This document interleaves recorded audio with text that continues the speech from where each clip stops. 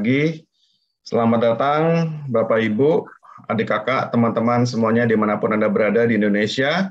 Acara ini sedang ditayangkan live di channel YouTube Hungry Stock dan juga tentunya live di Zoom untuk para member dari Hungry Stock yang mengadakan gathering rutin mingguan setiap Sabtu pagi.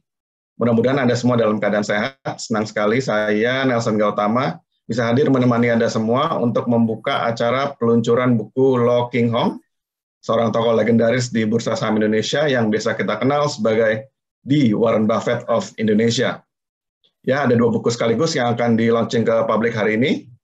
Buku yang pertama adalah buku Lo King Hong, yang ini bukunya, yang menceritakan tentang orang miskin yang menjadi triliuner di Bursa Efek Indonesia.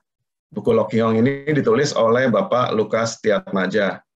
Nah, yang buku yang kedua adalah buku One on One Lo King Hong Wisdom, yang merupakan hasil kolaborasi dari Bapak Lukas Tiatmaja dan Pak Tom Din.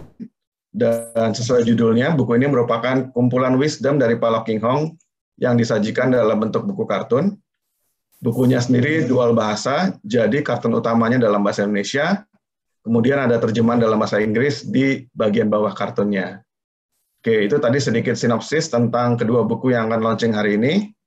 Kemudian di acara hari ini ada apa aja sih? Nah, di acara hari ini kita akan ngobrol-ngobrol dengan Bapak Lo King Hong tentunya, juga dengan Pak Lukas Tiatmaja dan mudah-mudahan Tom Din ya nanti akan menyusul, dengan topik seputar buku Lo King Hong dan 101 Lo King Hong Wisdom.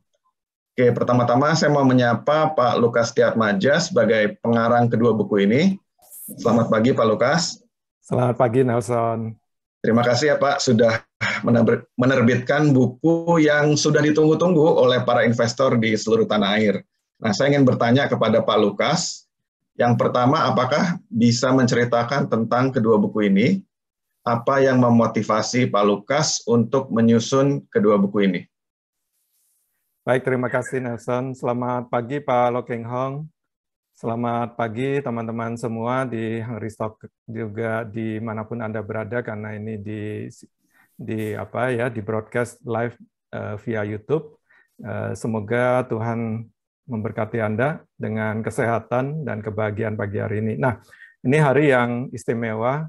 Kenapa? Karena saya mulai menulis buku tentang Pak Lo King Hong. Ini sebenarnya buku semi biografi, ya, tidak hanya sekedar bicara tentang saham, strategi saham atau filosofi, tapi juga tentang seorang tokoh yang sangat saya kagumi, yaitu Pak Lo King Hong sendiri. Jadi waktunya sampai 5 tahun. Sekali lagi saya juga mohon maaf nih kepada Pak Lo King Hong, juga pada masyarakat yang menunggu begitu lama ya terbitnya buku ini. Akhirnya jadi juga, ya. Sebagian karena memang saya juga sibuk, sebagian lagi terutama karena buat saya ini buku harus yang the best ya, masterpiece. Jadi saking hati-hatinya jadi lama.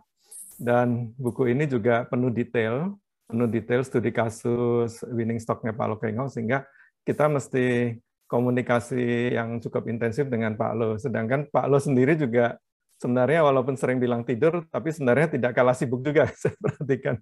Jadi Pak Lo juga orangnya sangat detail, kita tidak ingin ada kesalahan. Dan kalau saya joke dengan Pak Lo, karena metode atau strategi investasi Pak Lo sendiri kan long term ya Pak, sabar, jangka panjang. Jadi bukunya juga bikinnya jadi lama. Gitu. Jadi itu alasan dari saya. Tapi kita berbuat yang terbaik supaya buku ini terbit dengan motivasi supaya apa yang sudah dilakukan oleh seorang Lo King Hong itu bisa dibaca tidak hanya oleh satu generasi, tapi semoga ini bisa dibaca oleh banyak generasi, bahwa ternyata ada seorang di Indonesia itu yang bisa menerapkan strategi filosofinya Warren Buffett di dalam berinvestasi dan bisa jadi seorang triliuner, ya, dari rumah ukuran 40 meter persegi menjadi seorang triliuner, ya, tanpa memiliki karyawan, tanpa memiliki pelanggan, ya, tanpa memiliki kantor, ya, bisa jadi triliuner. Jadi Pak Lo King Hong ini saya tulis dalam buku adalah Ambassador of Hope, duta harapan bagi banyak orang. Nah, ketika saya pertama kali bertemu Pak Lo tahun 2010 bulan Oktober, moga-moga Pak Lo masih ingat ya, waktu itu Pak Lo pertama kalinya go public, ya, menjadi seorang public speaker.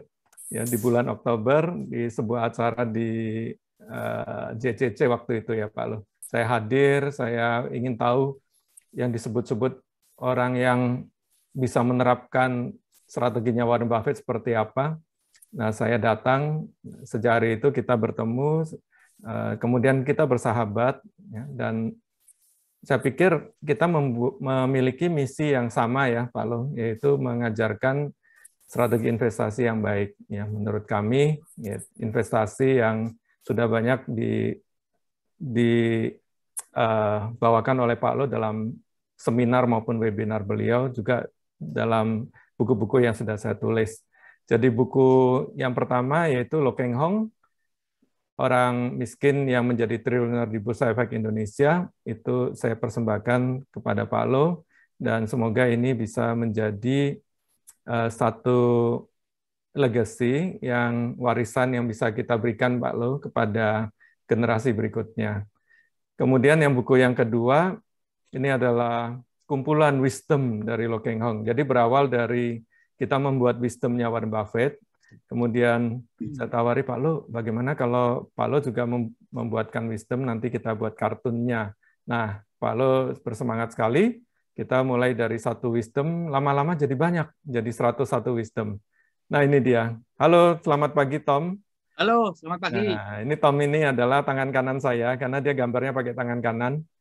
Saya nggak bisa gambar, jadi dia jago ya Tom ini. Dan kita berkolaborasi sejak buku Smiling Investor.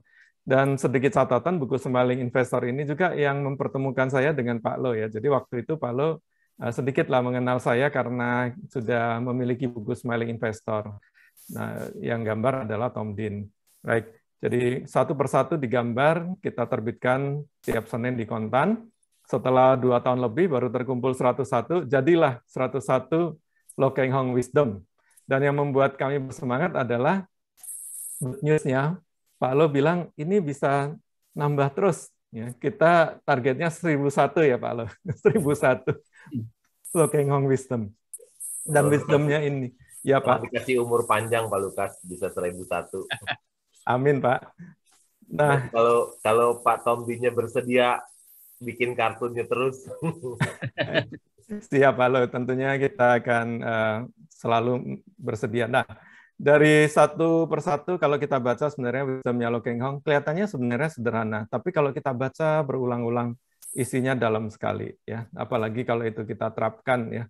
Itu benar-benar itu adalah intisari keberhasilan dari Pak Lo Keng Hong. Jadi itu 2 buku yang Nelson, 2 buku yang hari ini kita akan luncurkan. Jadi ini hari bahagia, hari yang sudah kita tunggu-tunggu. Yang satu nunggu 5 tahun, yang satu lagi nunggu 2,5 tahun. Oke, Pak Lukas, dari perjalanan menyusun buku selama 5 tahun tentunya banyak tantangan. Mungkin Pak Lukas bisa menceritakan tantangan apa yang Bapak hadapi ketika menyusun buku ini.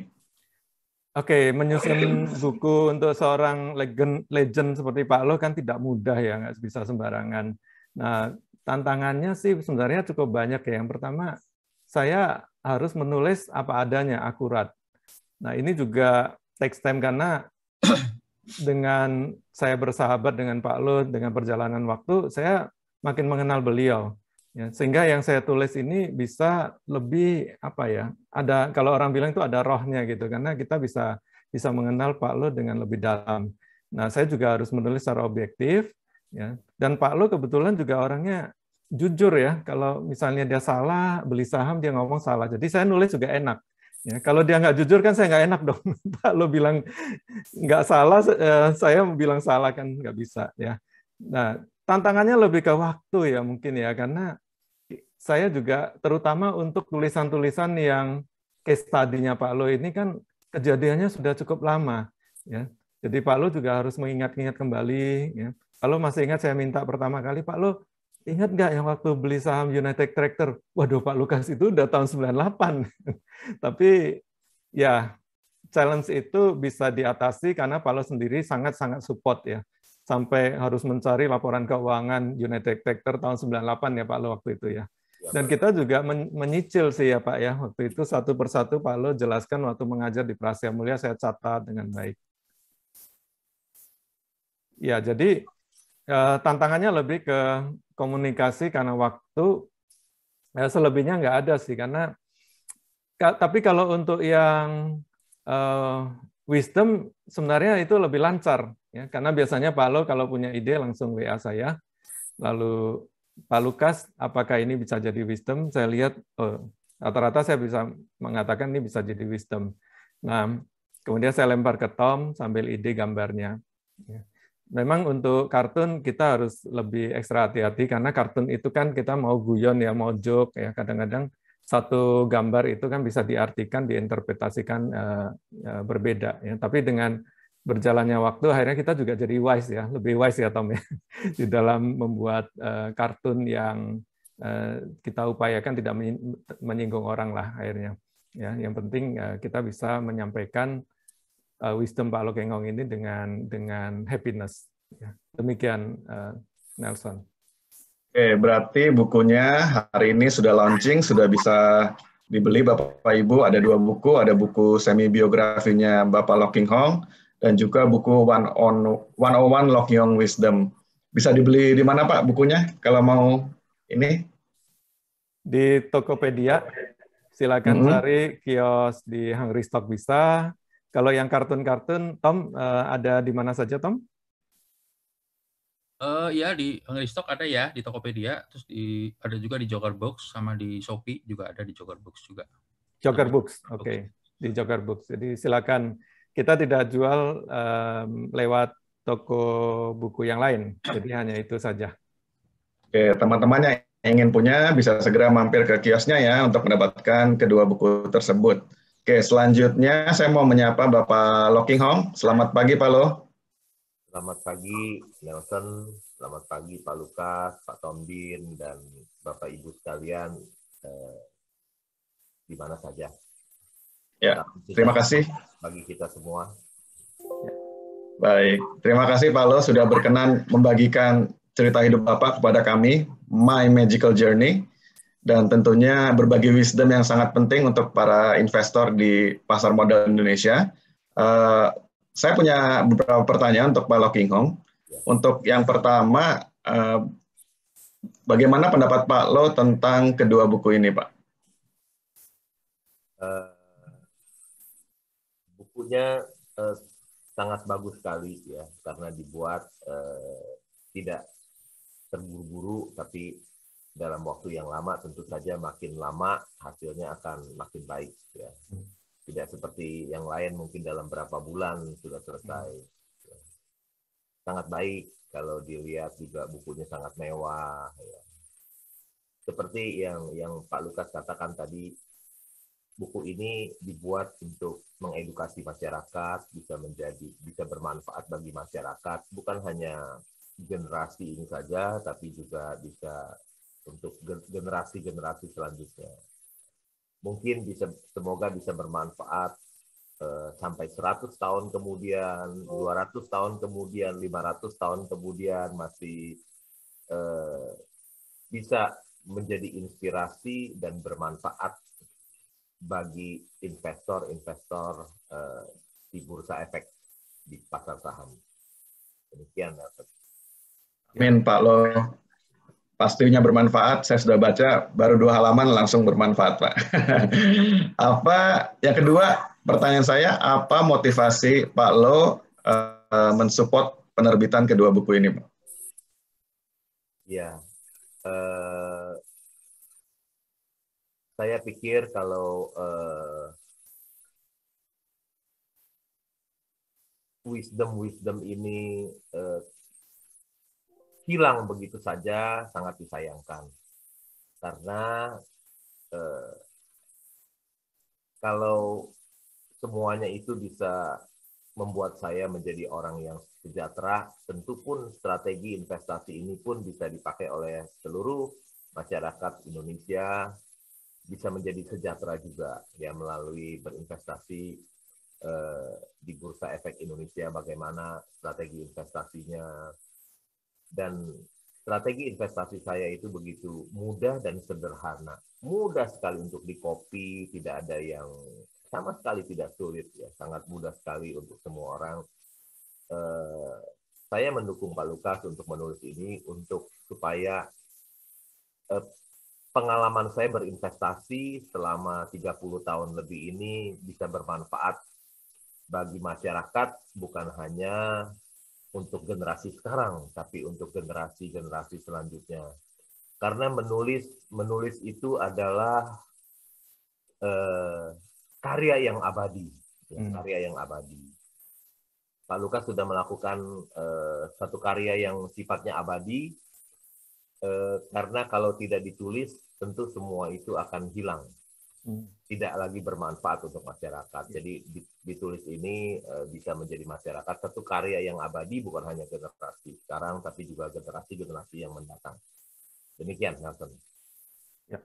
Pak, akan saya wariskan buku ini kepada anak cucu saya, Pak, sampai generasi berikutnya. Kemudian ketika kalian buyut ya, Pak. Iya, iya. Oke, untuk proses penyusunan bukunya kan memakan waktunya cukup lama, Pak Lo. Dari sisi Pak Lo sendiri, mungkin bisa diceritakan tantangan yang dihadapi dalam menyediakan materi untuk penyusunan buku ini, Pak. Tantangannya ya seperti tadi Pak Lukas bertanya mengenai United Tractor, sedangkan itu kejadian itu kan saya sudah membeli United Tractor itu tahun 98. Jadi mencari laporan keuangannya itu di website Bursa Efek Indonesia sudah tidak ada. Jadi saya harus cari ke PRPN, ya harus fotokopi di sana. Jadi peristiwa yang sudah lama itu harus diingat-ingat sampai akurat ya seperti itu. Jadi kesulitannya itu aja karena menulis itu kan peristiwa yang masa lalu yang panjang sekali yang harus diingat-ingat kembali, jangan sampai salah. Ya. Baik, terima kasih Pak Lo King Hong dan sekali lagi selamat atas peluncuran bukunya. Selanjutnya saya akan menyapa Pak Tom Din. Selamat pagi. Selamat pagi, Mas Nelson. Pagi, Nelson, maaf sebentar. Oh, sorry. Pak Lo ada masukan dari beberapa yang mengikuti, suaranya kurang keras. Mungkin bisa minta tolong Lukas untuk memperbesar suara ya. Iya. Sementara kita bisa stop video dulu ya, Pak. Kita bersama. Cara kerasinnya gimana ya?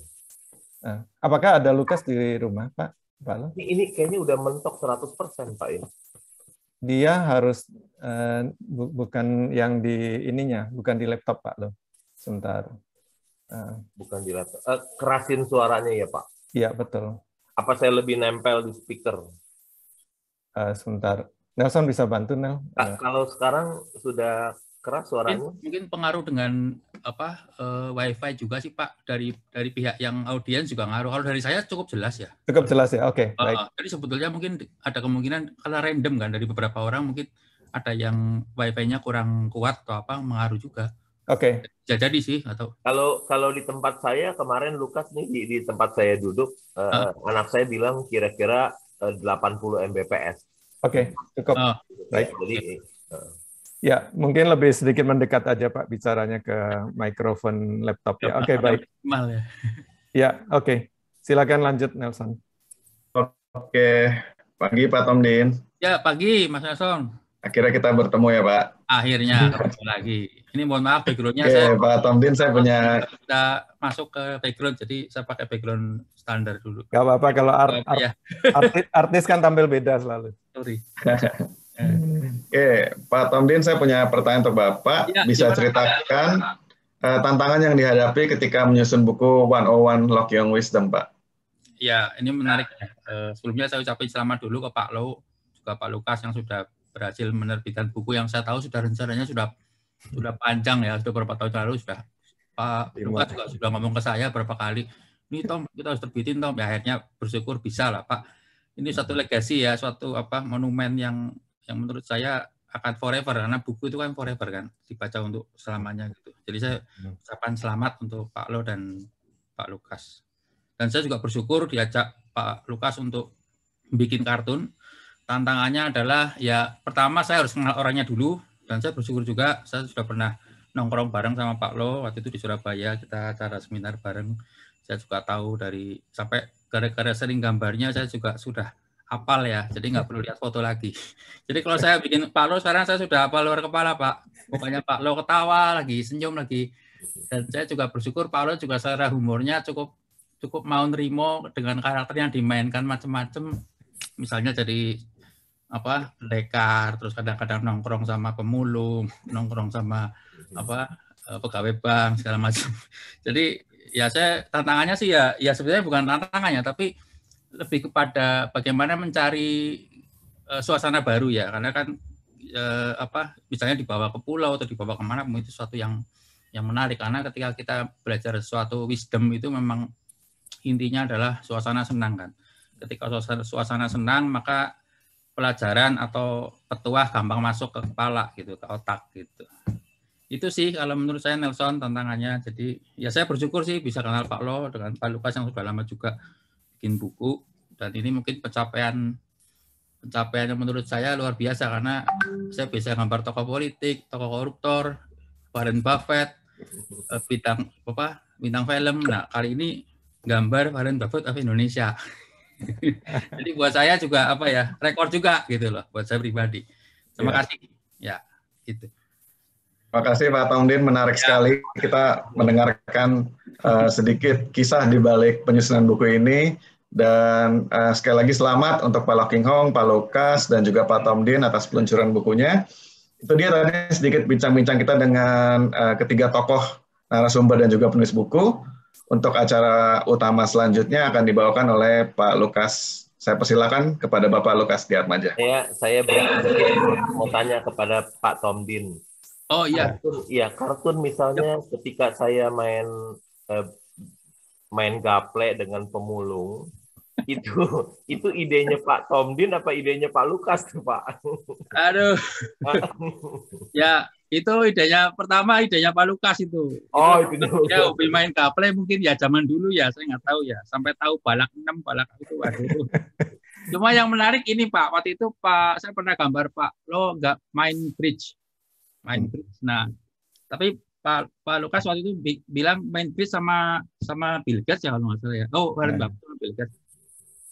Tapi harusnya kan 4 orang, jadi dari 2 orang kan main bridge itu harusnya 4 orang, tapi hanya digambarkan 2 orang, jadi mestinya kan rame-rame gitu. Tapi dari itu mungkin dari ide dari Pak Lukas untuk kalau Warren Buffett main bridge, mungkin Pak Lo cocoknya main gaple. Itu dari Pak Lukas itu, dan saya ngakak dulu. Jadi pertama saya ngakak dulu, baru saya gambar. Baik, terima kasih atas penjelasannya Pak. Jadi prosesnya Pak Lo, kalau dari Pak Lo, kemudian kadang kan saya suka edit, saya minta persetujuan Pak Loking Hong, baru kemudian kalau Pak Lo udah setuju, saya kirim ke Tomdin, itu udah berikut skenarionya Pak Lo. Jadi lucu-lucuannya seperti ini, dan karena saya dengan Tomdin ini udah lama kolaborasi, dia itu bisa menangkap apa yang saya inginkan. Kadang-kadang dia juga menambahkan ya, berkreasi, ya ada sedikit dia rubah, tapi tidak mengubah idenya. Tapi kalau ada 1-2 kali saya lupa kasih skenario, Tomdin bisa jalan sendiri, ya. Tapi itu biasanya nggak banyak, ya. Rata-rata datangnya dari skenario dari saya. Kebetulan kita ini juga penggemar komik Indonesia jadul maupun komik ini Pak, komik Belgia ya Pak, kayak Tintin lah, siapa lagi Tom, si Tombal, Polisi 212, Lucky Luke, ya seperti itu. Sehingga selera humor kita mirip, dan kita berasal dari Jawa Tengah, yang saya Jogja, ya, Tom dari Banjarnegara. Itu memang humornya itu suka mentertawakan diri sendiri Pak Lo. Ya, jadi kita bahkan pernah bikin Pak Lo jadi pengemis kan, pemulung. Gitu. Bapak bilang kalau pasar modal efisien, saya jadi pemulung. Sampai tontonannya juga mungkin jadul juga ya, tontonannya Mas Lukas. Pak Lukas kan film buku lama tuh yang Master. Nah itu saya juga, ini Dragon Master nih. Nah ini menarik juga. Ya kalau yang soal gaple itu karena Pak Lo kan bergaul dengan masyarakat kelas bawah. Biasanya kan mereka mainnya gaple Pak, nggak mungkin main bridge. Main bridge mainannya Warren Buffett sama Bill Gates Pak. Kalau tukang beca itu hobinya main gaple Pak Lo. Ya. Itu yang bersahabat dengan para pemulung itu bunyinya begini. kalau kita bergaul dengan orang yang susah dan miskin, maka ucapan syukur kita akan meningkat, gitu kan? Betul. Ya. Nanti suatu hari saya sama Tom Din sama Nelson datang, Pak, kita main gaplay Pak malam-malam, Pak. Habis Baik. gaplay. Ya, oke. Dalam kesempatan ini juga saya mengucapkan terima kasih ke Tom Din yang punya Joker Syndicate Indonesia ini yang menerbitkan buku-buku saya dan Pak Lo Keng Hong ini. Terima kasih Tom.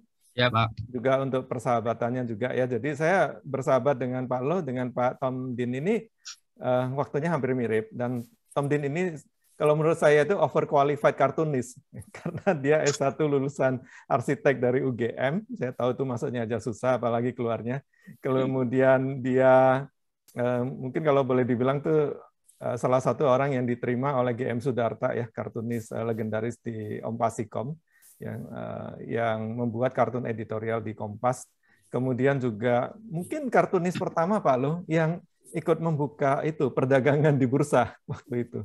Jadi kita ada acara 6 tahun Duito waktu itu, pameran di Bursa Efek Indonesia. Waktu itu kan Pak Lo juga ngisi acaranya ya. Nah, Tom itu sempat bersama saya membuka perdagangan bursa, dan mungkin dia kartunis yang sangat paham tentang value investing, Pak Lo. Wow. karena apa materi-materinya yang saya buatkan dia harus pelajari ya. Ini. Jadi dia overqualified cartoonist. Dulu saya minta dari Kontan waktu mau menyusun buku Smiling, saya butuh orang yang bisa gambarnya bagus, lalu cukup cerdas ya karena ini bicara investasi, dan saya joke aja yang suka mandi ya, karena biasanya kalau artis kan suka nggak mandi. Saya joke aja. Dipertemukan dengan Tom Din. Jadi sejak hari pertama sampai hari ini kita itu nggak pernah ada pertengkaran. Ya. Jadi mungkin ya karena Tom nggak bisa investasi saham, saya nggak bisa gambar kartun ya Tom ya. Jadi sama-sama belajar. Ya, jadi kita saling melengkapi Pak. Ini kita saling melengkapi. Jadi terima kasih sekali lagi Tom ya for the friendship ya. Dan jangan lupa 1001 Lo Keng Hong Wisdom, bukan cuma 101. Ya. Waduh, 1001. Jadi masih ada 10 buku lagi. Oke, baik. Terima kasih, Nelson. Kita akan masuk sekarang ke sesi yang kedua. Terminan kedua ini kita membahas tentang My Magical Journey, nih, ngobrol-ngobrol santai dengan Pak Lo. Ya. Kita nggak dibatasi waktu ya Pak Lo ya. Mau lebih dari jam 12 lebih sedikit nggak apa-apa ya Pak Lo ya. Ya. Nanti sesi ketiga ada sesi pertanyaan. Pertanyaan-pertanyaan sudah masuk yang saya kirim ke Pak Lo. Mungkin nanti bisa dijawab dengan cepat, singkat, biar dapat banyak pertanyaan. Juga teman-teman yang belum sempat mengisi, silakan aja bisa mengisi di chat ya. Nanti kita akan pilih-pilih pertanyaan yang menarik. Baik, izin share screen dulu. Saya sudah siapkan materinya. Ya, sudah terbaca ya Pak Lo Keng Hong? Belum ada Pak, ini sekarang gambarnya gambar saya Pak. Oh ya ini, betul ya, udah ada gambar Bapak ya. Oke, ini adalah buku Pak Lo yang sudah diterima Pak Lo kemarin. Ya, yang Pak Lo bilang tadi bukunya mewah. Ya memang orang Pak Lo Keng Hong ini sederhana, tapi buat saya harus bikin buku ini semewah mungkin Pak Lo. Ini. Nah, kita akan bahas, jadi buku ini ada 3 bagian. Yang bagian pertama adalah Miracle Journey yang kita mau ngobrol-ngobrol dengan Pak Lo hari ini. Bagaimana Pak Lo melakukan journey dari rumah 4 kali 10 meter menjadi seorang triliuner. Ya, kita akan ngobrol-ngobrol santai Pak. Di bagian yang kedua yang saya tidak akan bahas, yaitu mengenai filosofi dan strategi investasi Lo Keng Hong. Saya sebut Lo Keng Hong Way, itu bagian yang kedua. Nah, bagian yang ketiga itu adalah winning stock-nya Pak Lo Keng Hong. Jadi kita ada case-case tadi dari saham-saham Pak Lo Keng Hong yang sudah memberikan cuan yang begitu banyak ya. Dan tujuannya supaya kita jadi bisa belajar ya. Oh, begini. Itu bukan untuk rekomendasi membeli saham tertentu tidak, tapi lebih ke belajar bagaimana Lo Keng Hong berpikir, kemudian membaca, berpikir dan bertindak ya. Baik, kita akan mulai dengan Miracle Journey. Ini adalah foto Pak Lo masih ingat Pak acara kita berdua ini yang waktu kita diundang oleh Bursa Efek Indonesia ya sebelum pandemi. Ini saya ambil ketika Pak Lo sedang mengajar ya, di depan mungkin hampir 1000-an orang. Nah, di bab 2 buku ini ada foto yang sangat menarik. Ada foto Pak Lo dengan ayah Pak Lo. Kebetulan nanti mungkin Pak Lo bisa cerita ya, ayahnya yang lahir di tahun yang sama dengan Warren Buffett 1930. Pak Lo saya ingin tanya, Pak Lo sering cerita bahwa Pak Lo ini dulu miskin sekali. Seberapa miskin Pak Lo? Apakah di kelas itu Pak Lo yang paling miskin? Sampai-sampai Dharma Wisata ke Jogja aja, Bapak satu-satunya yang nggak bisa ikut karena nggak bisa membayar. Silakan Pak Lo. Ya Pak, saya ingat ketika SMA 3 itu saya ada Dharma Wisata ke Borobudur, study tour. Dan saya biaya untuk study tour itu saya tidak punya uang sehingga saya tidak ikut Pak. Dan ketika tamat SMA, saya sudah tidak punya uang untuk melanjutkan kuliah. Jadi saya bekerja di bank sebagai seorang pegawai tata usaha. Rumah saya itu bukan 4x10 meter itu bukan dibuat dari tembok Pak, dari papan. Dari papan dan juga rumahnya 0,5 meter di bawah jalan. Jadi rumah orang lain belum banjir, rumah saya sudah banjir. Dan kalau saya tidur lihat mata saya ke atas itu udah nggak ada plafonnya aja, tinggal gentengnya aja. Jadi jadi kalau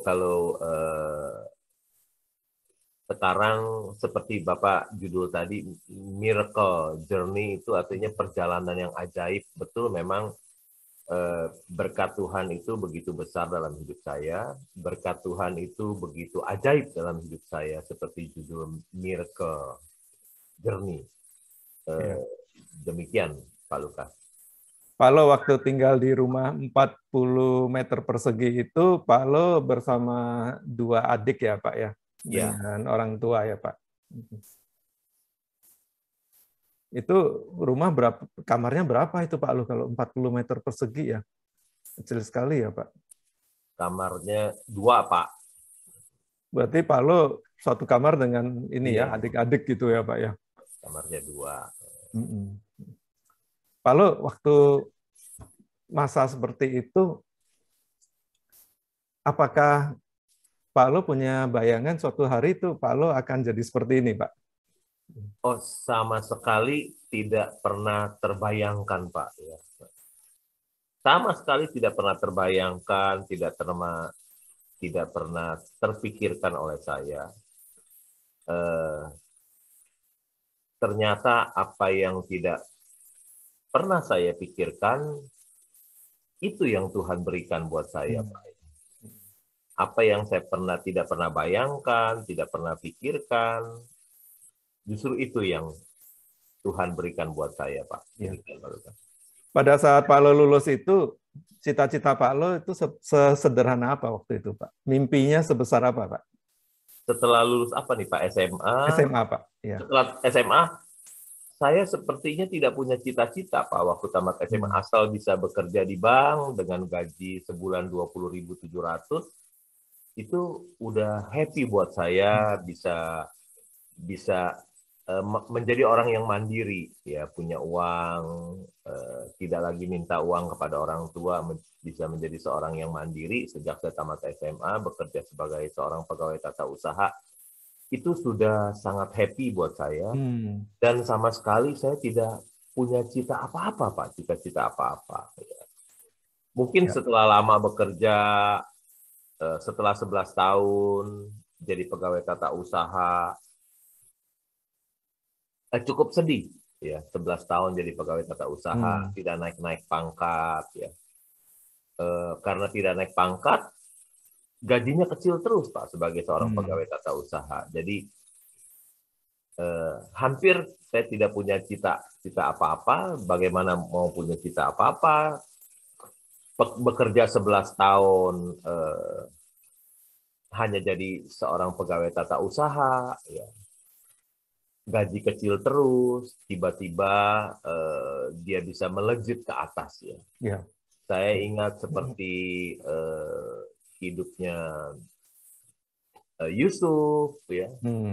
Dia di dalam penjara, tiba-tiba begitu keluar dari penjara, karirnya melejit menjadi Perdana Menteri di Mesir. Atau seperti Daud, ya. Daud adalah seorang gembala di hutan, ya. Gembala domba di hutan.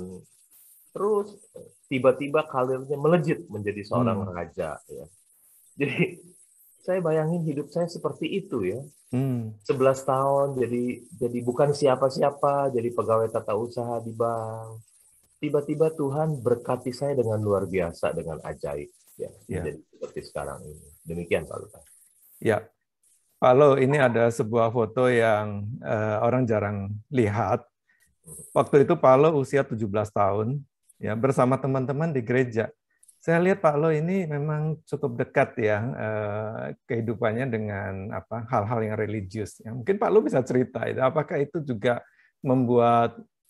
memberikan kontribusi di mana Pak Lo bisa bersabar 11 tahun, tetap berharap pada Tuhan, suatu hari Tuhan akan memberi kehidupan yang lebih baik. Ini teman-teman gereja saya ketika saya SMA, Pak. Ya. Mereka sangat akrab dengan saya, sehingga saya sangat baik perhatian kepada saya, sehingga saya bisa menjadi seorang yang karena kebaikan dari mereka, perhatian dari mereka, sehingga saya bisa menjadi seorang Kristen yang beriman. Ya. Demikian, Pak Lukas. Pak Lo masih kontak dengan mereka kah? Masih, Pak. Masih punya grup gereja waktu SMA masih, Pak. Ya. Tapi sekarang sudah tua-tua, Pak. Oke, baik. Pak Lo, kemudian di bab 3, akhirnya Pak Lo memilih jalan saham 1989. Ya, kita sudah banyak dengar cerita dari Pak Lo. Pertama kali beli saham IPO, ya, waktu listing, Bapak rugi cut loss. Kedua kali juga demikian, ikut IPO, cut loss juga. Nah, pertanyaannya, kenapa Bapak akhirnya memilih jalan saham? Apakah waktu itu hanya ikut-ikutan, atau memang Pak Lo melihat bahwa, oke, ini mungkin bisa mengantar Bapak mendapatkan kehidupan yang lebih baik waktu itu? Ya, Pak. Saya masuk di bursa itu pertama-tama beberapa tahun pertama itu selalu gagal terus, Pak. Ya. Tadi Bapak udah sebut 2 kali saya beli IPO, listing jual, ternyata ketika listing turun. Kemudian tahun 90, kalau tidak salah sampai tahun 92 itu ada tight money policy, Pak. Saham-saham juga turun, ya. Selama 3 tahun itu saya rugi terus. Ya, beli saham semua turun. Sehingga saya tidak berani cerita kepada istri saya mengalami kerugian. Saya diam saja.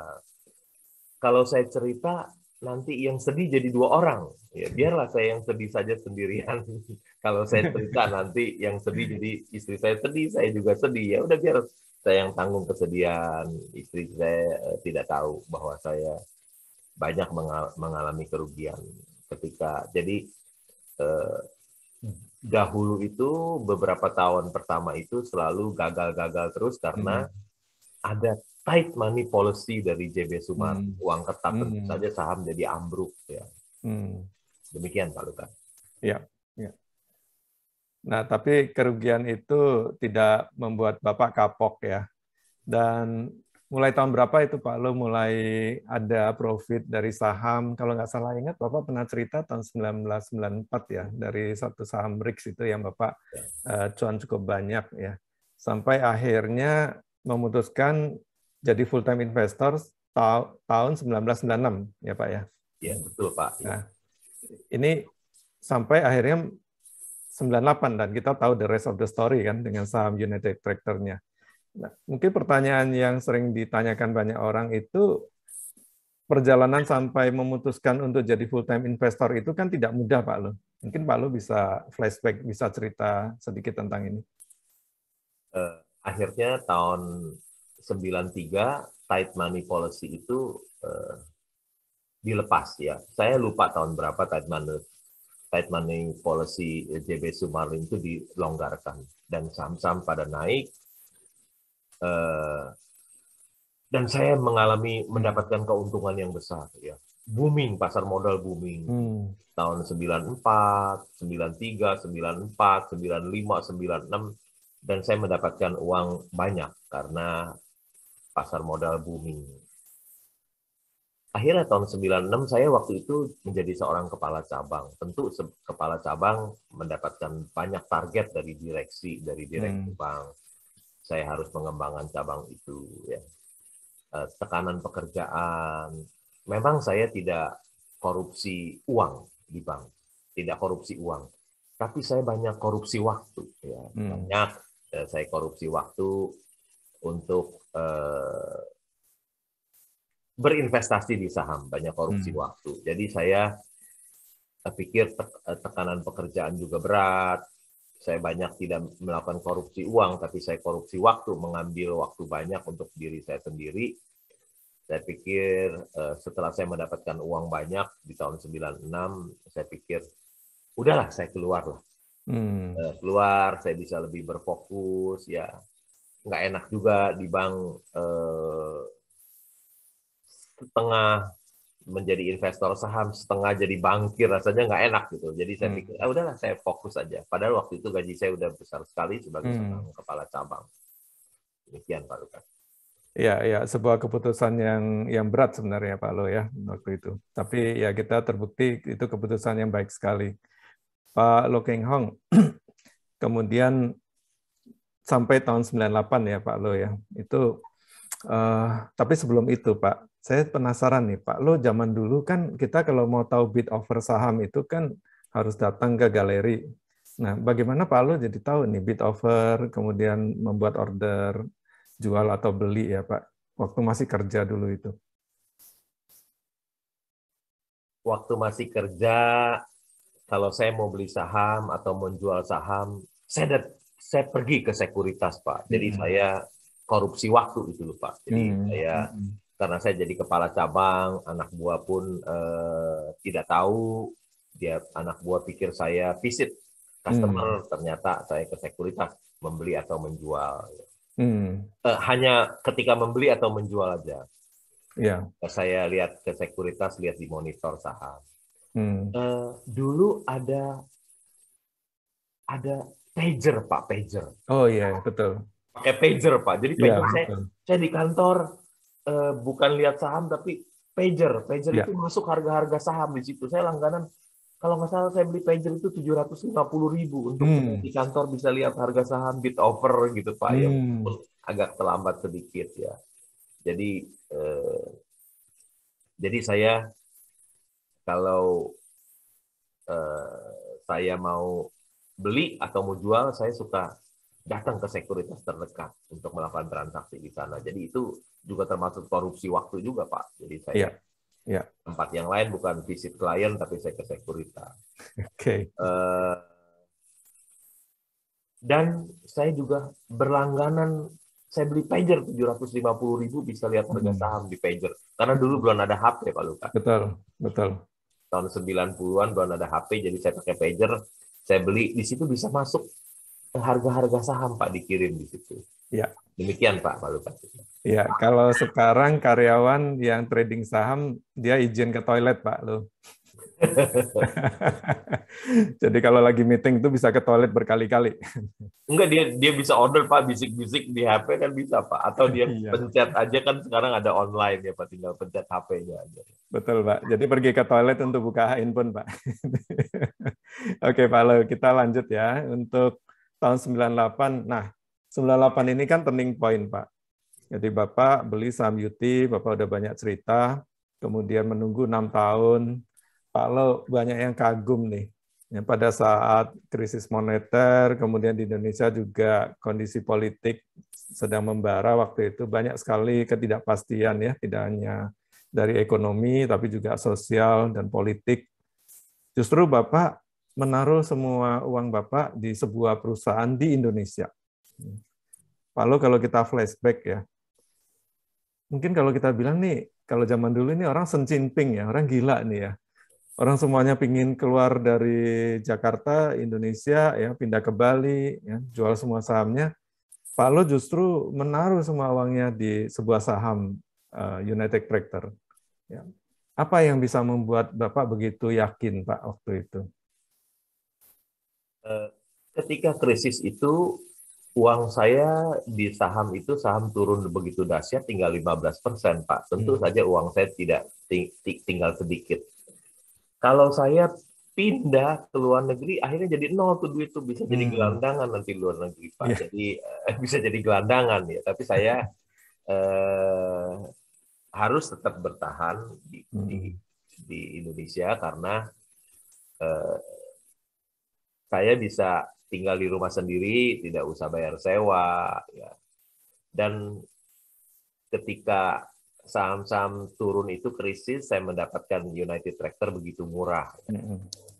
Laba usahanya masih 1,1 triliun, dibagi dengan jumlah sahamnya, jadi laba per sahamnya kira-kira 7.600, kurang lebih ya.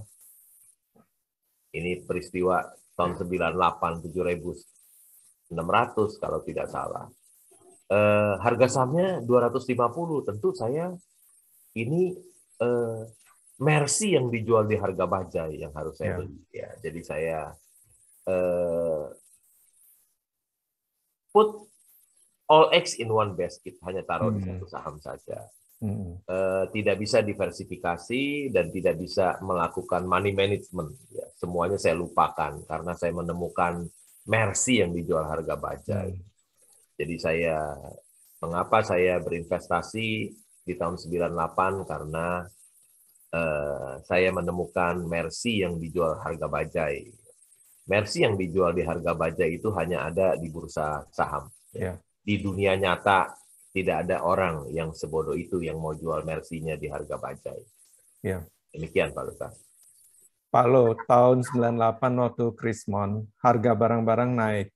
Bapak nggak punya pekerjaan tetap waktu itu, nggak ada gaji tetap. Sedangkan portofolio Bapak drop 85%, sisa 15%.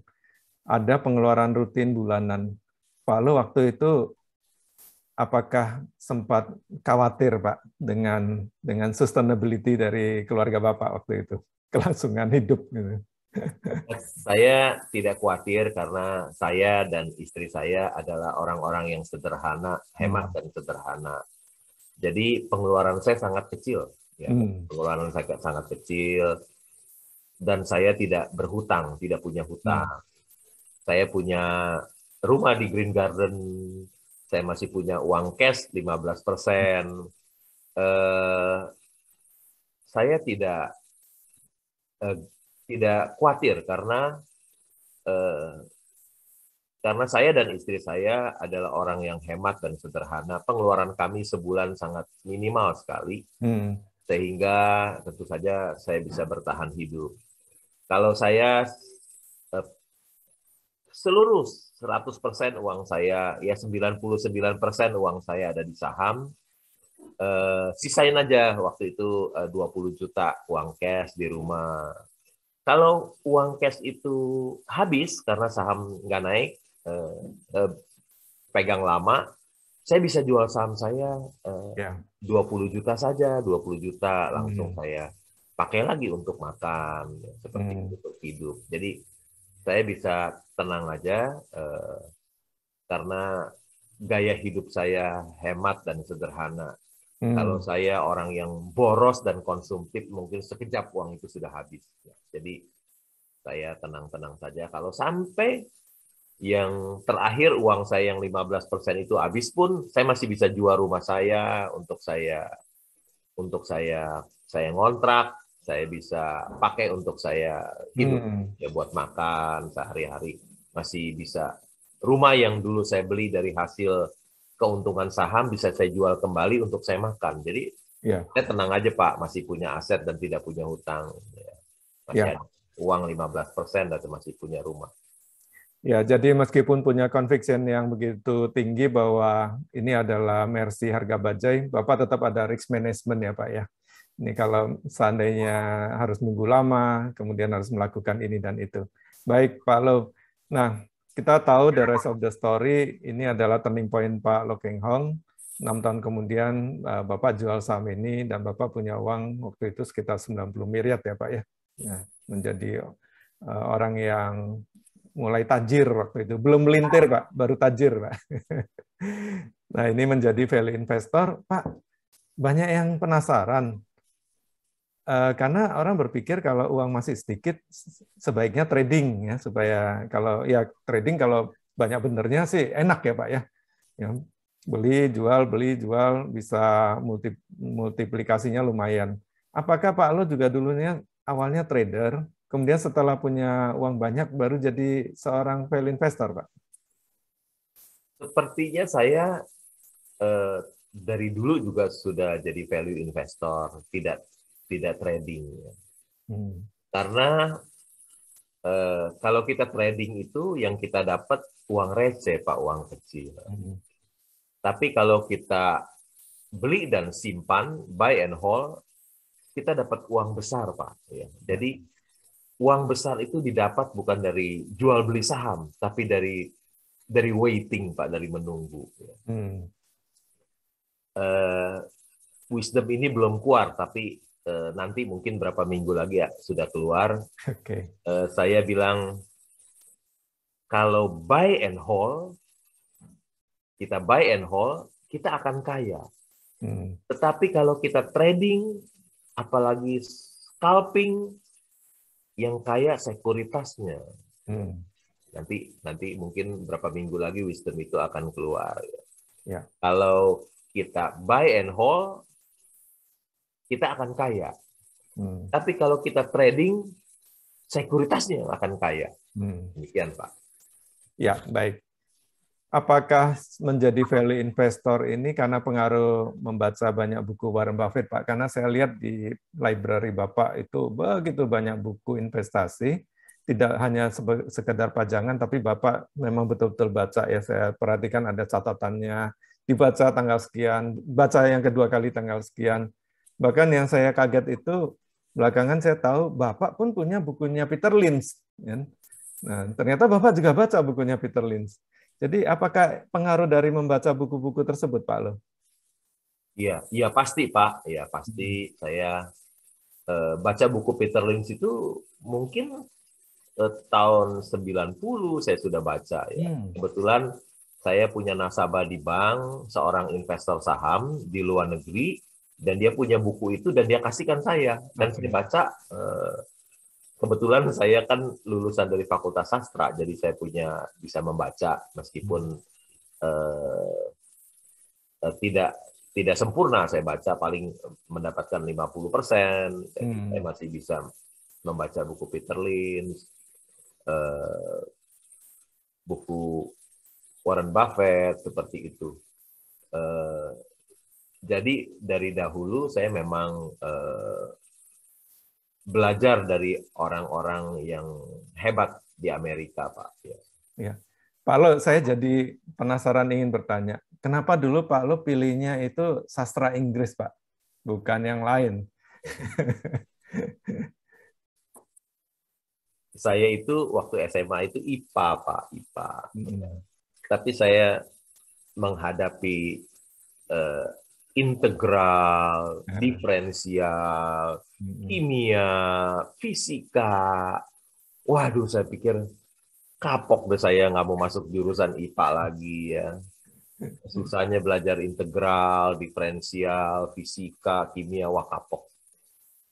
Jadi saya pikir, udah saya masuk ke Fakultas Sastra aja. Lebih mudah, nggak ketemu integral, diferensial lagi, nggak ketemu ilmu kimia dan fisika lagi, Pak, ya kira-kira gitu. Dan sebetulnya salah juga, harusnya saya kalau jadi seorang investor sekarang harusnya saya belajar akuntansi, saya kerja di bank, harusnya saya belajar ilmu manajemen. Ya, sebetulnya salah jurusan juga, Pak. Tapi ya beruntunglah disyukuri aja menjadi seorang sastrawan ya, Pak. Iya. Dan saya diwisuda itu oleh Sultan Takdir Ali Syahbana, Pak. Oh, Seorang oke. pujangga di Indonesia. Ya. Masih ada fotonya.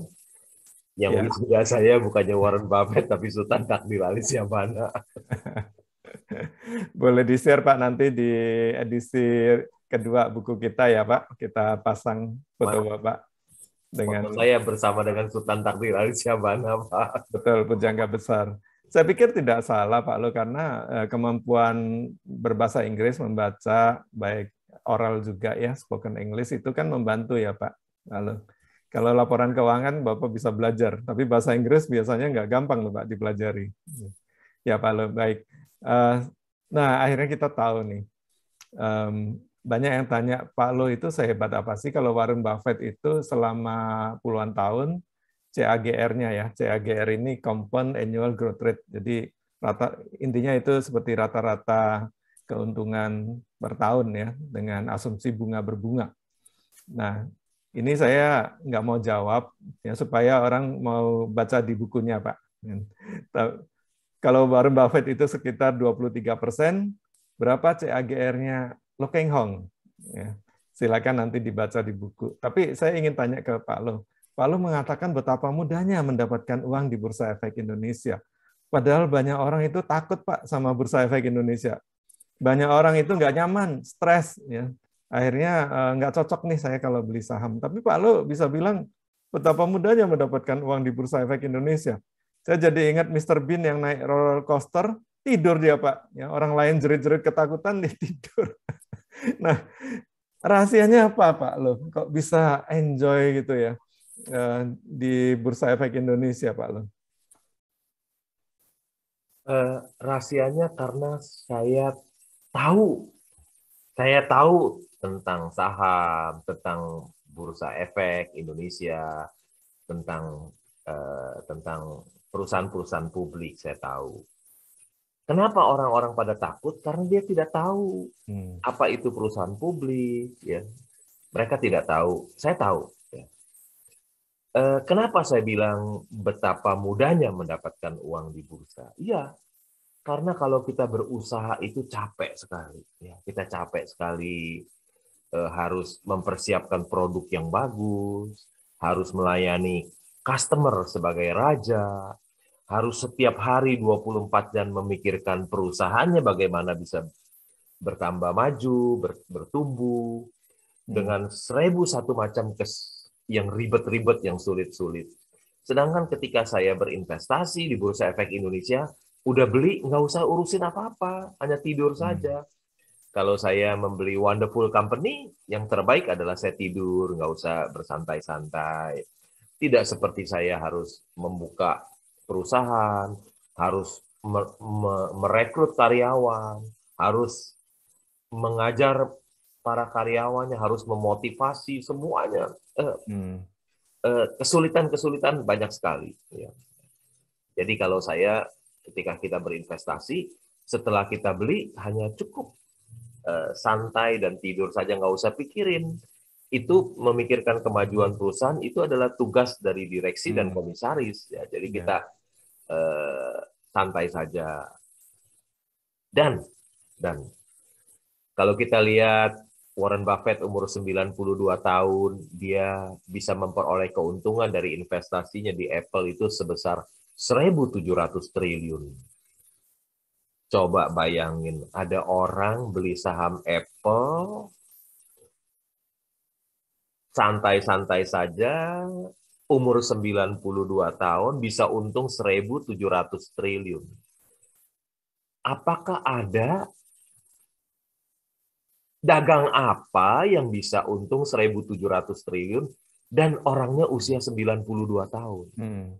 Jadi, orang umur 92 tahun masih bisa menghasilkan keuntungan 1.700 triliun dari hanya membeli saham Apple saja.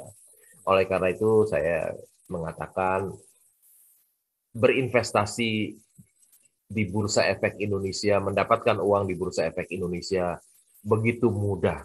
begitu mudah, Pak Lukas? Ya, saya masih ingat 2017-2018, Bapak kan diberkati luar biasa. Dari saham INKP dan INDI itu, Bapak dapat cuan itu lebih dari 600 miliar waktu itu, Pak. Dan saya ikut menemani Bapak ke bank waktu itu, Pak. Mentransfer uang. Dan hebatnya lagi, Bapak ajak saya naik mobil Volvo bekas tahun 1994 atau 96 ya, Pak, yang 95, Pak. 95. Yang market value-nya itu tinggal 15 juta. Ya. Oke, Pak Lo, luar biasa sekali. Jadi teman-teman nanti bisa baca buku ini dan cek bahwa CAGR dari Pak Lo Keng Hong ya, portofolio dia selama dia sebagai investor saham itu jauh lebih besar dari Warren Buffett yang dikagumi Pak Lo. Pak Lo ngomong-ngomong nih fotonya masih ganteng nih Pak, zaman dulu Pak. Sekarang ini di Shanghai, Pak. Tahun berapa ya ini ya? Tahun 2004 Pak. Oh ya 2004 ya, waktu saya ke Shanghai, Pak ya. Betul. 2004 sekarang 22, berarti potong 18 tahun yang lalu, masih muda Pak, rambut juga masih hitam tuh Pak. Iya. Tapi harusnya sekarang lebih ganteng dari dulu Pak Lo, karena Pak Lo bilang kalau orang punya uang banyak dia akan tampak lebih cantik dan ganteng Pak. Oke Pak, ini tentang gitar Bapak ini. Kebetulan yang saya foto ini gitarnya Bapak udah beli yang baru. Tapi Bapak pernah menunjukkan main gitar di rumah pakai gitar bekas yang Bapak beli dari teman Bapak waktu SMA. SMP, Pak. SMP bahkan ya. Pak Lo boleh cerita, Pak Lo sering bilang happiness is simple ya. Dan Bapak ini memang luar biasa sederhana. Awalnya saya ketemu Bapak dulu pertama kali, saya pikir ini ada orang katanya tajir melintir, saya ingin tahu kayak apa. Bapak datang pakai batik sederhana sekali ya, batik yang mungkin cuma ratusan ribu. Kemudian Bapak juga cara menjawab pertanyaan-pertanyaan juga sangat sederhana. Saya masih ingat ada satu audiens yang tanya Bapak tentang metode valuasi. Apa dia sebut? Saya pun nggak tahu itu metode valuasi apa yang canggih. Discounted cash flow kali Pak. Bukan Pak, itu kalau discounted cash flow saya tahu. Itu dia sebut satu metode. Terus Pak Lu bilang, saya nggak tahu itu apa katanya. Nah, dari hari pertama saya tahu bahwa Bapak ini tidak dibuat-buat ya, sederhananya itu. Tapi saya melihat kuncinya Pak Lo itu menikmati kesederhanaan. Pak Lo boleh cerita, kenapa sih bisa jadi mirip Warren Buffett ya, kesederhanaannya ini? Karena kebetulan atau memang saking Bapak mengidolakan Warren Buffett, lalu Bapak jadi gaya hidupnya seperti itu?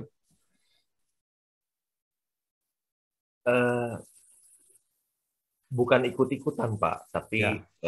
Memang saya kan dilahirkan dari orang yang tidak punya, jadi biasa hidup hemat dan sederhana. Ya. Hidup hemat dan sederhana.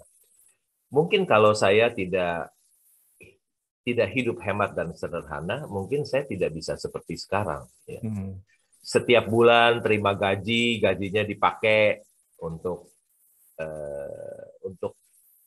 bersenang-senang, untuk konsumtif. Ya tentu saya tidak punya uang sisa untuk membeli saham. Jadi karena memang dari dulu hidup hemat dan sederhana, itu yang membuat saya bisa memberikan, sehingga dari hasil kerja saya bisa ada uang sisa yang cukup banyak untuk membeli saham. Mungkin kalau saya tidak hidup hemat dan sederhana, mungkin tidak ada sisa lagi, sisa uang gajian yang kecil itu untuk membeli saham. Jadi memang sudah menjadi gaya hidup saya sejak saya tamat SMA. Saya bekerja, ya saya hidup hemat dan sederhana. Apalagi dulu ketika SMP, SD, SMP, SMA, saya tidak pernah mendapatkan uang jajan. Jadi ketika istirahat, teman-teman pada minum es, makan, saya tidak punya uang untuk jajan seperti itu. Jadi saya hanya melihat saja mereka minum es. Tapi kalau ada teman yang kaya, yang baik hati, ya saya ditraktir, ayo minum es yuk, baru minum es, sirup gitu. Jadi sudah biasa dari dahulu hidup hemat dan sederhana. Jadi terbawa sampai sekarang ya, tidak berubah, masih tetap hemat dan sederhana ya. Itu gitar itu saya beli ketika SMP 2 Ya. Juga tidak punya uang. Akhirnya saya beli gitar bekas teman saya yang dia beli dan dia tidak mau main gitar lagi. Saya beli 20.000 ya. Terus sampai terakhir Bapak datang ke rumah saya masih saya pakai itu, masih nyanyi pakai itu, belum diganti dengan gitar yang mahal ya, 20.000 itu saya pakai. Ya saya masih gitar itu yang selalu membuat saya happy ya. Saya bisa menyanyi lagu-lagu rohani yang isinya tentu saja bisa menguatkan iman saya, bisa memberikan penghiburan kepada saya, sehingga saya bisa menjadi orang yang senantiasa happy dan bersyukur, Pak. Begitu Pak Lukas. Ya, tentang gitar tua itu belum dibuang ya Pak Lo, masih disimpan kan Pak? Masih disimpan Pak. Ya, tapi sekarang saya beli gitar satu juga yang murah, yang 1,5 juta, saya sudah ganti Pak ya. Ya, Pak Lo jangan buang itu, harus dimuseumkan Pak Lo. Saya simpan Pak ya. Ya, museum. Saya nggak suka buang barang Pak. Ya, museum kesederhanaan Pak. Rumah Bapak kan banyak, jadi kalau buat nyimpen barang-barang masih bisa, Pak. Nanti salah satu rumahnya kita jadikan museum, Pak. Museum Lo Keng Hong, Pak. Siap, Pak. Pak Lo, tapi omong-omong, anak Bapak, Philip dan Lukas, waktu sekolah dikasih uang jajan kan ya, Pak? Ya? Oh, dikasih Pak. Ya, saya joke aja, Pak. Kan sekarang kan uang saya punya uang, jadi dikasih jajan anak-anak, Pak. Ya. Iya. Yang teman yang traktir Pak Lo masih ingat Pak? Tidak Pak. Mungkin sekarang Bapak bisa kasih tips saham apa yang mereka bisa beli Pak. Oke. Pak Lo, ini adalah keluarga Bapak ya. Keluarga yang sangat bahagia. Ya, sederhana juga saya lihat. Ya, ada ya, istri Bapak, ada anak-anak Bapak. Kebetulan saya mengenal semuanya. Ya. Ada adik ya, dua adik ya Pak ya. Ya. Pak Lo bisa cerita sedikit, sampai sekarang masih apa ya, keluarga besar ini masih suka berkomunikasi. Ya masih. Kalau adik apa Pak? Jadi bisnismen ya, wirausaha ya Pak ya. Bukan investor saham ya Pak ya. Investor saham Pak yang satu, karena usianya udah usia pensiun Pak. Saya 63, adik saya juga udah 62. Tadinya kerja sebagai profesional gitu ya Pak? Tadinya kerja ya. Dua-duanya juga pernah jadi kepala cabang di bank ya Pak. Oke. Oh, jadi Bapak ini bertiga itu bank semua ya, bankir semua Pak? Iya Pak. Oke. Baik, kemudian nah, itu yang terakhir ya.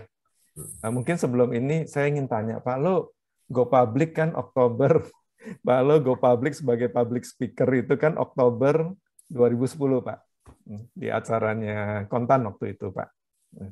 Setelah itu yang kedua, Bapak saya undang ke Prastya Mulia, mengajar di program Magister Manajemen Prastya Mulia. Lalu mulailah diundang kemana-mana ya Pak Lo ya. Itu udah lebih dari 100 mungkin Bapak memberi seminar, webinar. Ya. Nah, mungkin 200-300 kali ada. Apa motivasi Pak Lo untuk go public Pak Lo? Untuk mengedukasi masyarakat, untuk membagikan pengalaman saya berinvestasi di Bursa Efek Indonesia, saya itu begitu dermawan dengan ilmu, Pak. Dermawan dengan ilmu. Strategi pengalaman saya berinvestasi 30 tahun lebih di Bursa Efek Indonesia, saya bagikan itu dengan cuma-cuma kepada mahasiswa, Pak. Ya. Banyak orang yang berhasil di bursa, sama sekali tidak mau membagikan ilmunya, Pak, hanya untuk diri sendiri.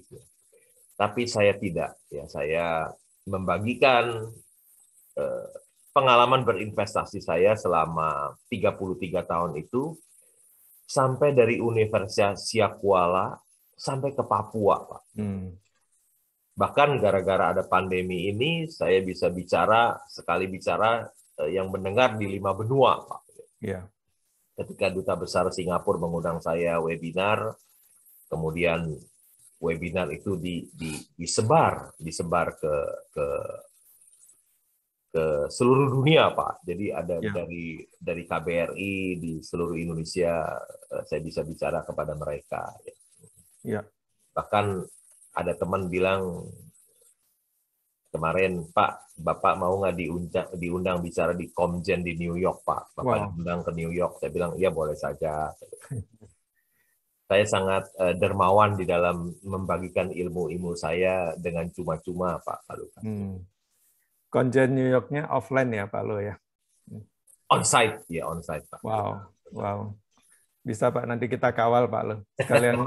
Sekalian mampir ke Omaha. Lihat itu rumah yang Bapak incar itu Pak dulu. Rumahnya Warren Buffett yang Bapak incar. Sampai sekarang masih minat Pak Lo? Belum tahu ya Pak ya. Oke, Pak Lo, ini yang terakhir ya. Ambassador of Hope. Bapak sering mengatakan mudah sekali untuk mengcopy apa yang saya lakukan. Lo Keng Hong mengatakan demikian. Tapi kenyataannya tidak banyak juga ya Pak yang bisa ya Pak ya. Ini. Tapi saya yakin bahwa kalau kita berusaha, kita mau belajar, ya, pasti bisa. Ya, di bab ini saya menulis Pak, mulai dari seorang direktur perusahaan TBK besar yang mengagumi Bapak. Saya sering diundang ke perusahaannya untuk mengajari para karyawannya. Dia bilang, saya nggak mau lama-lama jadi direktur, padahal gajinya gede dia, Pak. Saya pingin seperti Lo Keng Hong, punya uang banyak, punya waktu banyak, saya bisa berderma, saya bisa mengajar ke banyak orang. Ada juga seorang office boy, Pak, yang biasanya setiap bulan melayani saya, bikinin kopi buat saya. Dia belajar dari Bapak dari YouTube. Terus dia beli 1 saham dan beggar, Pak. Saya tanya, kenapa kamu nggak tertarik jual sebelum beggar? Saya bilang, karena kata Pak Lo Keng Hong, kalau sudah menemukan perusahaan yang bagus, harus tidur katanya. Wah, luar biasa. Jadi Bapak memberikan harapan, ya, hope bagi banyak orang. Kenapa? Karena dari 40 meter persegi rumah yang begitu sederhana, Bapak bisa menjadi triliuner. Ini adalah bab penutup. Ya, terima kasih Pak Lo Keng Hong atas sharing-nya yang Bapak berikan selama saya mengenal Bapak, ya, sehingga saya bisa menuliskan buku ini. Juga terima kasih support yang luar biasa Pak Lo, termasuk untuk foto-fotonya ini, ya, sehingga melalui foto-foto ini kan orang bilang one picture itu bisa tell 1000 story ya Pak. Orang bisa lebih mengenal Bapak. Yang saya tahu adalah Bapak ini adalah investor yang terhormat, yang mendapatkan kekayaan di Bursa Efek dengan cara yang benar, ya, dengan cara yang benar, yang tidak merugikan orang lain. Ya. Bapak membeli saham yang salah, kemudian menunggu, dan bisnis itu akan berkembang. Pak Lo, terakhir sebelum kita masuk ke sesi berikutnya. Seandainya Bapak dilahirkan kembali, Bapak ingin jadi apa, Pak? Tapi tidak boleh memilih jadi investor saham, Pak. Apakah seorang penyanyi, suara Bapak bagus, Bapak suka menyanyi? Apakah seorang dosen seperti saya karena Bapak suka mengajar? Atau yang lain? Atau bankir, Pak? Kalau boleh tahu. Saya kalau dilahirkan kembali nggak bisa memilih yang lain, Pak. Saya ingin menjadi seorang investor saham, ya. Karena untuk mendapatkan uang di bursa efek itu begitu mudah, Pak. Begitu mudah. Ya. Tidak punya keinginan yang lain, Pak. Iya. Baik, terima kasih Pak Lo, luar biasa sekali. Tetap konsisten ya Pak ya. Pak Lo, semoga buku ini, sekali lagi tadi Pak Lo juga mengatakan, bisa menjadi warisan legacy bagi Indonesia. Terima kasih, Lo Keng Hong, investment guru saya yang sangat saya hormati. Kita akan masuk sekarang ke sesi berikutnya. Kita akan